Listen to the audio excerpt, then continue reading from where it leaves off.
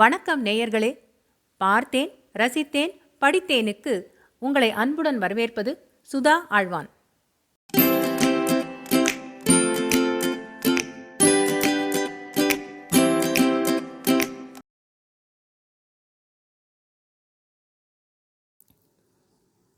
அமரர் கல்கியின் சாகித்ய அகாடமி விருது பெற்ற அலை ஓசை பாகம் 4 பிரளயம் அத்தியாயம் 23 சீதாவின் பிரார்த்தனை. கல்கத்தா மெயிலில் 2 தினங்கள் சீதா பிரயாணம் செய்தாள். அந்த 2 நாளும் 2 யுகங்களாக தோன்றின. சீதா ஏறியிருந்த அதே மாதர் வண்டியில் கல்கத்தாவுக்கு செல்லும் இன்னும் சில மதராசி ஸ்திரீகளும் ஏறியிருந்தார்கள். அந்த ஸ்திரீகளில் ஒருத்தி ஹாவ்ராவில் ஜாகை உடையவள். சீதாவுக்கு அவள் சிநேகமானாள். பொழுது போவதற்கு அவளுடைய பேச்சு துணை கொஞ்சம் உதவியாய் இருந்தது. வண்டி ஹாவ்ரா ஸ்டேஷனை அடைவதற்கு வழக்கத்தை காட்டிலும் தாமதமாயிற்று. அன்று காலையிலிருந்து ஒவ்வொரு ஸ்டேஷனிலும் ஜனங்கள் கூடி கூடி ஏதோ கசமுசாவென்று பேசிக் கொண்டிருந்தார்கள். அந்த வண்டியிலிருந்த பிரயாணிகள் இடையிலும் ஏதோ கிளர்ச்சி ஏற்பட்டிருப்பதாக தெரிந்தது. ஆனால் ஸ்திரீகளின் வண்டிக்கு தகவல் ஒன்றும் எட்டவில்லை. ஹாவ்ராவுக்கு முதல் ஸ்டேஷனில் வேறு வண்டியில் இருந்த தென்னிந்தியர் ஒருவர் இறங்கி வந்து மாதர் வண்டியில் இருந்தவர்களை பார்த்து, உங்களுக்கெல்லாம் புருஷ துணை இருக்கிறதா? அல்லது ஹாவ்ரா ஸ்டேஷனுக்காவது புருஷர்கள் வருவார்களா? தனியாக போகிறவர்கள் ஜாக்கிரதையாக போக வேண்டும். கல்கத்தாவில் ஏதோ கலாட்டாவாம் என்று சொன்னார். இது சீதாவின் மனத்தில் எந்தவிதமான கலக்கத்தையும் உண்டு பண்ணவில்லை. வாழ்க்கையில் எத்தனையோ கலாட்டாக்களை அவள் பார்த்தாகிவிட்டது. கல்கத்தாவுக்கு புதிதாய் போய் இறங்கிய அன்றைக்கே பெரும் அபாயத்துக்கு அவள் உட்பட நேர்ந்தது. அதையெல்லாம் விட இப்போது என்ன அதிகம் இருந்துவிடப் போகிறது? ஆனால் ஹாவ்ரா ஸ்டேஷனில் போய் இறங்கிய உடனே தான் நினைத்தது எவ்வளவு தவறு என்று சீதாவுக்கு தெரிந்துவிட்டது. அன்று 1946 வருஷம் ஆகஸ்ட் மாதம் 16ஆம் தேதி நரகத்தில் வாழும் பேய்கள் அன்றைக்கு கல்கத்தாவுக்கு விஜயம் செய்து தங்களுடைய நாச வேலைகளை நடத்தி கொண்டிருந்தன. குழந்தைகள் என்றும் வயோதிகள் என்றும் ஸ்திரீகள் என்றும் பாராமல் அந்த பேய்கள் கொன்று தின்றுவிட்டு பயங்கரமாக ஊளையிட்டு கொண்டு அங்கும் இங்கும் அலைந்தன. அந்த ஊளை சத்தங்களுக்கிடையே பாகிஸ்தான் ஜிந்தாபாத் என்னும் கோஷம் சில சமயம் கேட்டது. கிரேதா யுகத்திலே வாழ்ந்த இரண்யன், இரண்யாட்சன் ஆகிய அரக்கர்களும், திரேதாயுகத்தில் இருந்த ராவணன், கும்பகர்ணன், மகோதரன், விரூபாட்சன் முதலிய ராட்சதர்களும், துவாபர யுகத்திலே பிறந்த கம்சன், சிசுபாலன், தந்தவக்ரன், பகாசுரன், ஜராசந்தன் ஆகிய மனித பேய்களும் ஒரே சமயத்தில் கல்கத்தாவில் வந்து பிறந்து 1000, 10000, லட்சம் என பெருகி தங்களுடைய கோர கிருத்தியங்களை நடத்தியதாக தோன்றியது. ஸ்திரீகளின் வயிற்றில் கத்தியை செலுத்தி குடலை வெளியில் எடுத்தல், குழந்தைகளை காலால் பிடித்து வீசி எறிந்து கொல்லுதல், உயிரோடு மனிதர்களை பிடித்து எரியும் நெருப்பிலே போடுதல் முதலிய அசுர செயல்கள் அன்று கல்கத்தாவில் சர்வ சாதாரணமாயிருந்தன.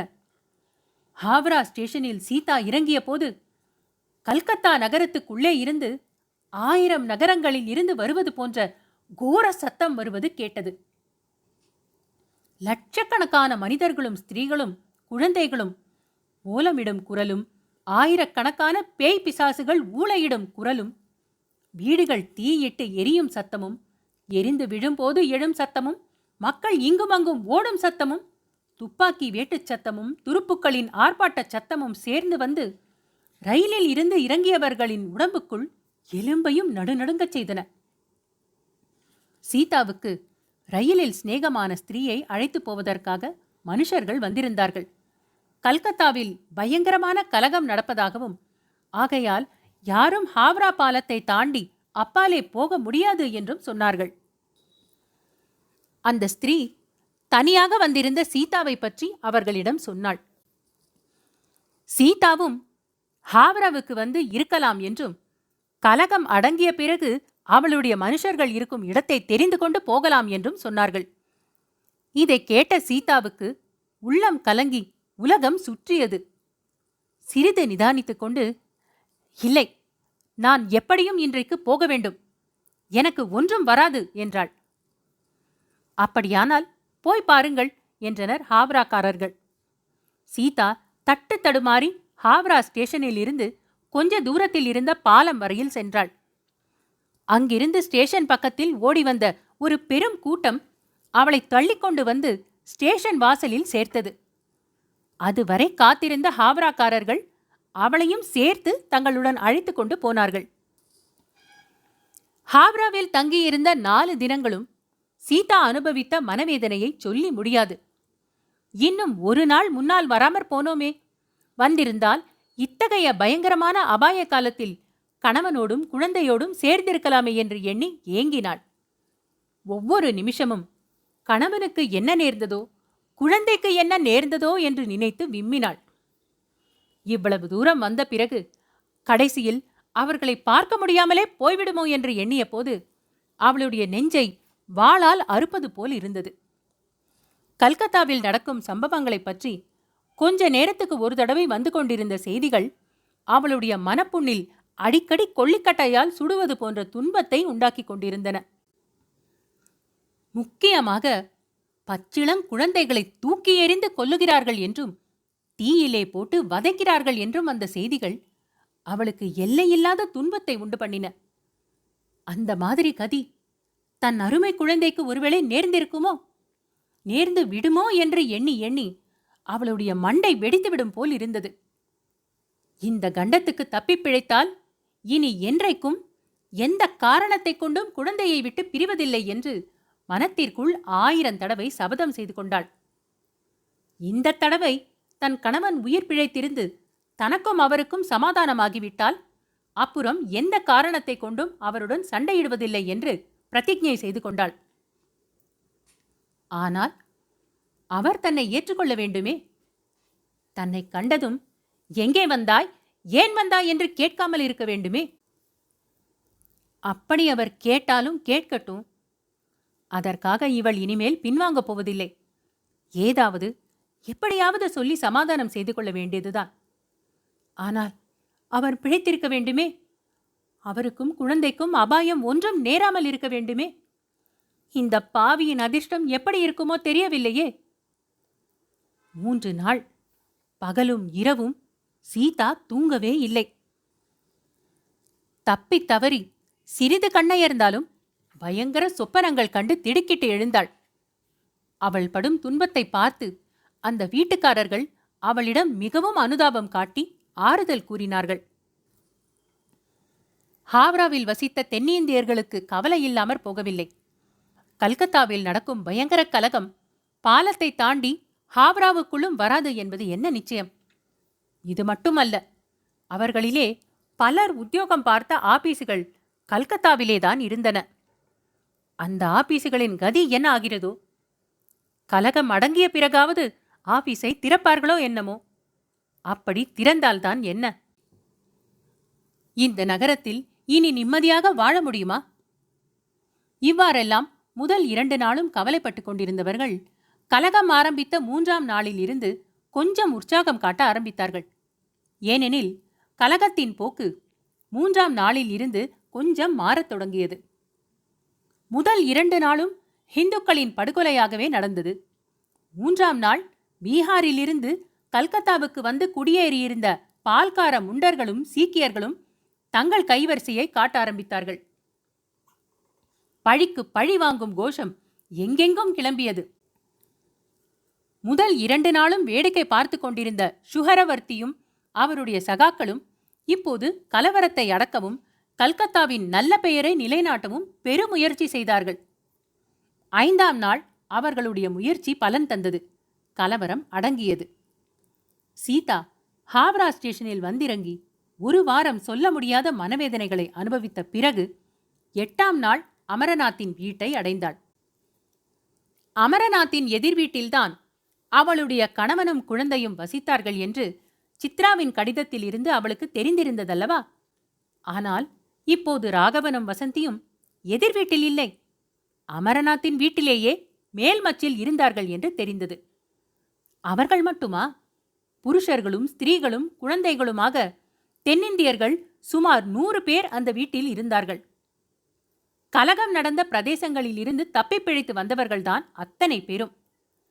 அவர்களில் பெரும்பாலோரை அபாயங்களிலிருந்து தப்புவித்து அழைத்து கொண்டு வந்து சேர்த்தது தன் கணவன் சௌந்தரராகவன் தான் என்பதை அறிந்தபோது சீதாவின் உள்ளம் பூரித்தது.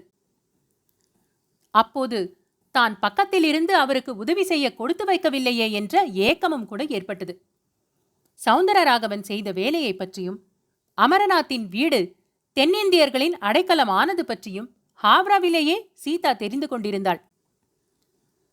ஆகையால் நேரே அமரநாத் வீட்டுக்கு சென்று சித்ராவை தேடி பிடித்தாள்.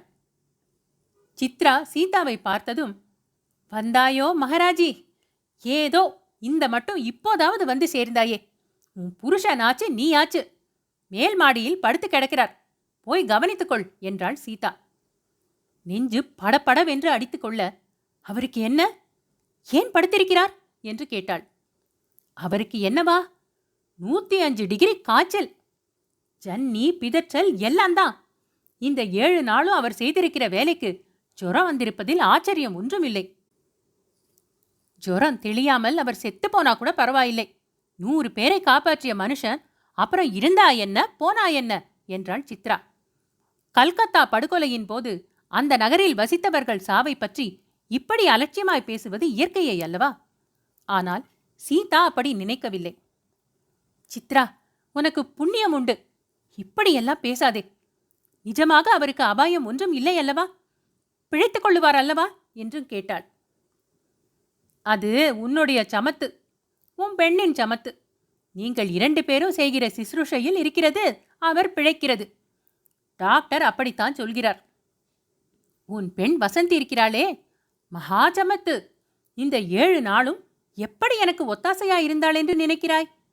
கொஞ்சமாவது பயப்பட வேண்டுமே, கிடையாது. எல்லாம் குலை நடுங்கிக் கொண்டிருந்த போது அவள் மட்டும் கொஞ்சம் கூட பயப்படாமல் உற்சாகமாக பேசிக்கொண்டும் குஷிப்படுத்திக் கொண்டும் இருந்தாள். இப்பேற்பட்ட புருஷனையும் பெண்ணையும் விட்டுவிட்டு தேவப்பட்டணத்தில் உனக்கு என்னடி வைத்திருந்தது? போனா போகட்டும், உடனே இப்போதாவது போய் கவனி. வசந்திக்கு கை வலித்து போயிருக்கும், ஐஸ் வைத்து வைத்து. ஆனாலும் குழந்தை அழுக்காமல் சலிக்காமல் முணுமுணுக்காமல் அப்பாவுக்கு சிசுருஷை செய்து கொண்டிருக்கிறாள். இந்த வீட்டிற்கு வந்திருக்கும் 100 பேரை பார்த்து கொள்வதும் சரி, உன் புருஷன் ஒருவருக்கு சிசுருஷை செய்வதும் சரி. வேலை செய்தாலும் அப்படி வேலை செய்கிறார். ஜுரமாய் படுத்தாலும் அப்படி படுத்துகிறார். போ மச்சுக்கு என்று இன்னும் ஏதோ சொல்லிக்கொண்டே சித்ரா விரைந்து போய்விட்டாள். சீதா கவலையும் ஆவலும் முன்னால் தள்ளவும், கூச்சமும் தயக்கமும் பின்னால் இழுக்கவும் தட்டு தடுமாறி மச்சுக்கு போய் சேர்ந்தாள். அங்கே ஒரே ஜனக்கூட்டமும் சந்தடியுமாக இருந்தது. ஆனால் ஒருவரும் சீதாவை கவனிக்கவில்லை. அவரவர்கள் தங்கள் தங்களுடைய சொந்த விசாரத்தில் மூழ்கி கிடந்தார்கள். மேல் மாடியில் சந்தடி இல்லாத அறை ஒன்றே ஒன்று இருந்தது. அதில்தான் ராகவன் இருக்க வேண்டும் என்று எண்ணி சீதா வெறுமனே சாத்தியிருந்த கதவை மெதுவாக திறந்தாள். அவள் நினைத்தபடிதான் இருந்தது. அந்த அறையில் போட்டிருந்த கட்டிலில் ராகவன் படுத்திருந்தான். அவனுடைய கண்கள் மூடியிருந்தன. உணர்ச்சி இல்லாத நிலையில் ஏதோ முனகிக் கொண்டிருந்தான். தலைமாட்டில் வசந்தி உட்கார்ந்து அப்பாவின் தலையிலும் நெற்றியிலும் ஐஸ் வைத்துக் கொண்டிருந்தாள். கதவை திறந்து கொண்டு சீதா உள்ளே நுழைந்ததும் வசந்தி குனிந்திருந்த முகத்தை தூக்கி அவளை நிமிர்ந்து பார்த்தாள். சொல்ல முடியாத ஆவலும் வியப்பும் அன்பும் ஆத்திரமும் இரக்கமும் கோபமும் அவளுடைய கண்ணின் பார்வையில் கலந்திருந்தன. அவள் வாயிலிருந்து ஒரு வார்த்தை கூட வரவில்லை. சீதாவுக்கு பேச நா எழவில்லை. தயங்கி தயங்கி கட்டிலண்டை போனாள். ராகவனுடைய உள்ளங்காலை லேசாக தொட்டாள். ஜில்லென்று இருந்தது. பிறகு இன்னும் சிறிது நகர்ந்து உள்ளங்கைகளை தொட்டு பார்த்தாள். கைகளும் ஜில்லென்று இருந்தன. மேலும் சிறிது நெருங்கி கழுத்தின் கீழே மார்பில் கையை வைத்து தொட்டு பார்த்தாள்.